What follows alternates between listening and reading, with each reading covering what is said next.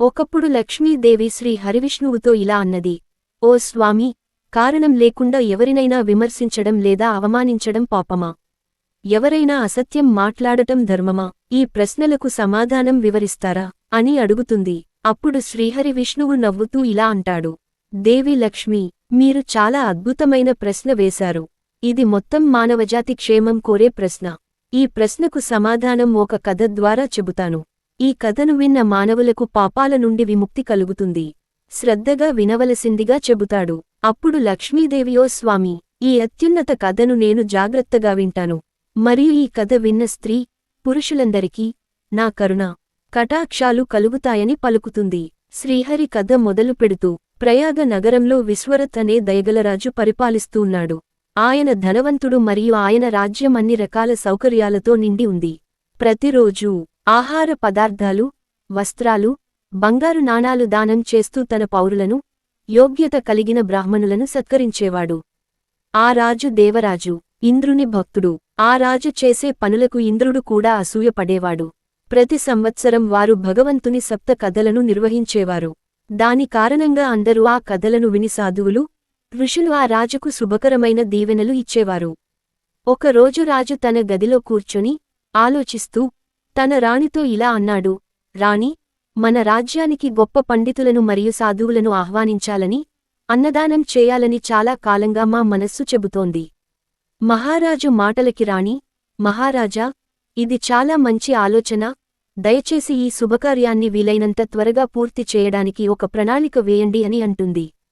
అప్పుడు రాజు మంత్రిని పిలిచి, మంత్రిగారు, దయచేసి ఋషులు మరియు సాధువులకు అన్నదానం నిర్వహించడానికి మీరు వెంటనే అన్ని రకాల రుచికరమైన వంటకాలను తయారు చేసే వంటవారిని ఏర్పాటు చేయడానికి సన్నాహాలు సిద్ధం చేయమంటాడు.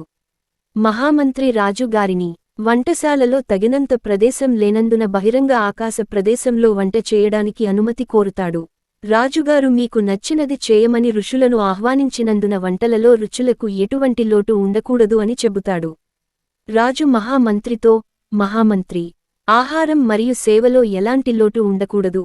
అందుకే ఋషులకు స్వాగతం పలికేందుకు రాష్ట్రమంతా అలంకరించాలని కోరుతాడు.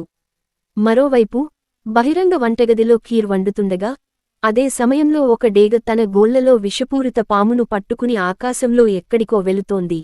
కాని ఆ డేగ అదే స్థలం వైపు ఎగురుతున్నప్పుడు, డేగ బహిరంగ వంటగది మీదుగా వెళుతున్నప్పుడు ప్రమాదవశాత్తు విషపూరిత పాము నోటి నుండి కొన్ని విషపు చుక్కలు పడిపోయాయి. కాని ఈ విషయానికి ఎవరికీ తెలియదు. రాజు ఆహ్వానించినందున చుట్టుపక్కల రాజ్యాల నుండి ఋషులందరూ రాజభవనానికి వచ్చారు. అప్పుడు రాజు స్వయంగా వారిని స్వాగతించి, వారి పాదాలను కడిగి, వారికి సరైన ఆసనాలను ఇచ్చి, రాజు చేతులతో ఋషులకు భోజనం వడ్డించాడు. అతని స్వంత చేతులతో అందరూ ఆహారాన్ని ఆస్వాదిస్తున్నారు. కాని కొంత సమయం తరువాత ఋషులందరికీ అకస్మాత్తుగా తల తిరగడం ప్రారంభించి, వారు భోజనం చేస్తున్నప్పుడు ఆ ప్రదేశమంతా కుప్పకూలిపోయారు. రాజు తీవ్ర దిగ్భ్రాంతికి గురయ్యాడు. మరియు అతను వెంటనే తన సేవకులకు ఆహారాన్ని విసిరివేయమని చెప్పాడు.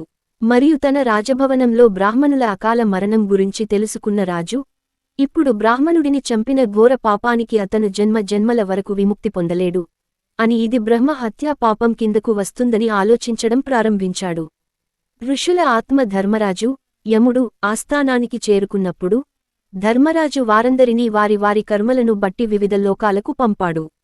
మరియు కొందరు వేర్వేరు జన్మలలో జన్మించారు. కాని చిత్రగుప్తుడు వారి అకాల మరణం యొక్క పాపాన్ని ఎవరు భరించాలి, మరియు ఈ భయంకరమైన బ్రహ్మహత్య పాపాన్ని ఎవరు అనుభవించాలి అనే ప్రశ్న వేశాడు.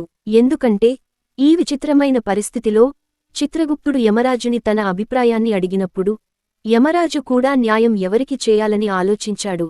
ఓ చిత్రగుప్తా, రాజు చాలా సద్గుణవంతుడు మరియు అతను అన్నదానం కోసమీ ఋషులను పిలిచాడు. మరియు అతను స్వయంగా పశ్చాత్తాపపడుతున్నాడు. కాబట్టి ఆయన తప్పులేదు. అందులో పాము విషపు చుక్కలు పడ్డాయని, పామును మోసుకెళ్తున్న ఆకాశంలో ఉన్న అదే డేగకు తెలియదు. డేగచేత తీసుకెళ్తున్న పాము తన ప్రాణాలను కాపాడుకోవాలనే తపనతో ఆత్మరక్షణలో పడి ఆహారంలో విషం చిమ్మింది. కాబట్టి వీరిలో ఎవరిని నిందించాలో ఎవరికి శిక్ష పడాలో తెలియక ధర్మరాజు శ్రీమహావిష్ణువును తలచాడు. ఎందుకంటే అతను తప్పు జీవికి శిక్ష విధించినట్లయితే అతను కూడా మహాపాపంలో భాగంగా అవుతాడు. అప్పుడు శ్రీహరి ప్రత్యక్షమై, ఓ ధర్మరాజా, అనవసరంగా చింతించకు, సమయం వచ్చినప్పుడు ఈ మహాపాపానికి కారకుడిని మీరే శిక్షించగలరు. సరైన అవకాశం కోసం వేచి ఉండండి అని పలికాడు. కొంతకాలం తరువాత మహారాజు ఆస్థానంలో జరిగిన చాలా విషాదకరమైన సంఘటన కారణంగా చాలా మంది మహర్షులు తమ ప్రాణత్యాగం చేశారనే విషయానికి ప్రజలందరూ మరచిపోయినప్పుడు కొంతమంది ఋషులు తమ శిష్యులతో కలిసి ప్రయాగ నగరానికి వచ్చారు. వారు ఒకచోట చేరి ఇంటింటికి వెళ్లి భిక్ష అడుగుతూ ఓ స్త్రీని అడిగినప్పుడు ఆ స్త్రీతో ఇలా అన్నారు: ఈ నగరం చాలా అందంగా ఉంది. మీరు ఈ రాజ్యానికి చెందిన రాజు ఆస్థానానికి వెళ్లే మార్గం మాకు చెప్పగలరా? అప్పుడు ఆ స్త్రీ ఆశ్చర్యంగా చూసి, ఓ ఋషి, మీరు ఎందుకు చావును ఆహ్వానిస్తున్నారు? ఆ ఋషులు దేని గురించి మాట్లాడుతున్నారు అని అనగా ఆ స్త్రీ, అవును, అదే రాజాస్థానం గురించి మాట్లాడుతున్నాను. మీలాంటి ఋషులు రాజు ఇంటి భోజనం తినడం వలన చనిపోయారు. మీరు ఇంకా చనిపోవాలని కోరుకుంటే మీరు ఆ దర్బారుకు వెళ్ళండి. బ్రహ్మహత్యా పాపం చేసిన రాజు అడవికి వెళ్లి తపస్సు చేస్తున్నట్లు నటిస్తున్నాడు. రాజు రాజ్యంలో నివసిస్తున్న ప్రజలందరూ ఆ స్త్రీ మాటలు విన్న తర్వాత వెంటనే ఆ రాజ్యం నుండి తిరిగి వచ్చారు. కాని ఆ స్త్రీ తన ఇంటికి మరియు నగరానికి వచ్చే అతిథులకు మరియు ఇతర వ్యక్తులకు రాజ్యం గురించి చెబుతూనే ఉంది. ఆమె రాజును విమర్శిస్తూ చెప్పే మాటలు అడవిలో మంటలు వ్యాపించినంత వేగంగా వ్యాపిస్తున్నాయి. ఆ తర్వాత కొన్ని రోజుల తరువాత ఆ మహిళ పాము కాటుతో మరణిస్తుంది. మరోవైపు రాజు విశ్వరథ్ వారి వృద్ధాప్యం కారణంగా అడవిలో మరణిస్తాడు. ధర్మరాజు వారిద్దరి ఆత్మలను తీసుకుంటాడు. చిత్రగుప్తుడు వారిద్దరి పుణ్య పాపాల వృత్తాంతాన్ని చూసినప్పుడు అతను యమరాజుతో ఇలా అంటాడు: మహారాజ, మనం ఎన్నో ఏళ్లుగా ఎదురు చూస్తున్న రోజురానే వచ్చింది అని అనుకోగా ధర్మరాజు, ఓ చిత్రగుప్త రాజు విశ్వరథ్ ఋషులకు, బ్రాహ్మణులకు ఆకలి తీర్చే ఉద్దేశంతో అన్నదానం చేశాడు. ఉద్దేశించి చేసినది కాదు. పైగా ఆయన పశ్చాత్తాప పడాడు. అడవులకు వెళ్లి సన్యాసిగా జీవించాడు. కావున ఈ పాపం తనకు తెలియదని అతన్ని బ్రహ్మలోకానికి పంపమని చెప్పాడు. ఈ పాపం చేస్తున్నప్పుడు అతనికి ఎటువంటి సంతోషం విచారం కలుగలేదు. అందుకే కాని ఈ స్త్రీ తన కటువైన మాటలతో రాజును విమర్శించడంతో సంతోషాన్ని పొందడం వల్ల మహాపాపానికి భాగస్వామ్యురాలైంది. కావున ఈ స్త్రీని 6 నరకాలకు పంపాలని శిక్ష విధించాడు. విష్ణువు లక్ష్మీదేవితో ఇలా అంటాడు: దేవీ లక్ష్మీ, యమరాజు ఆజ్ఞ ప్రకారం స్త్రీ ఘోరమైన నరకంలో పడింది. ఓ లక్ష్మీ, నీ ప్రశ్న ప్రకారం ఎవరైనా కబుర్లు చెబుతూ ఎవరినైనా దూషిస్తే వారు బ్రహ్మ హత్య చేసిన పాపంగా పరిగణించబడతారు. ఓ లక్ష్మీదేవి, మీ రెండవ ప్రశ్న ప్రకారం ఎటువంటి కారణం లేకుండా ఒకరిని దూషించడం లేదా పదాలతో హింసించడం కూడా పాపమే. అందుకే ఎవరితోనూ చెడుగా మాట్లాడకూడదు. అర్థంలేని మాటలు మాట్లాడటం కూడా పాపమే.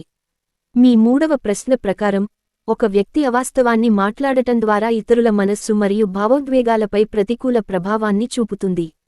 నిజం మాట్లాడే వ్యక్తి తన కోపాన్ని నియంత్రిస్తాడు మరియు అతని జీవితంలో ఎల్లప్పుడూ శాంతి ఉంటుంది. ఒక వ్యక్తి ఈ ప్రపంచంలో తన పనిలో విజయం సాధించగల ఏకైక విషయానికి సత్యం అని విష్ణువు లక్ష్మీదేవికి వివరిస్తాడు. ఈ వీడియో గనుక మీకు నచ్చినట్లయితే మా ఛానల్ని లైక్ చేసి సబ్స్క్రైబ్ చేసుకుని మమ్మల్ని సపోర్ట్ చేయండి.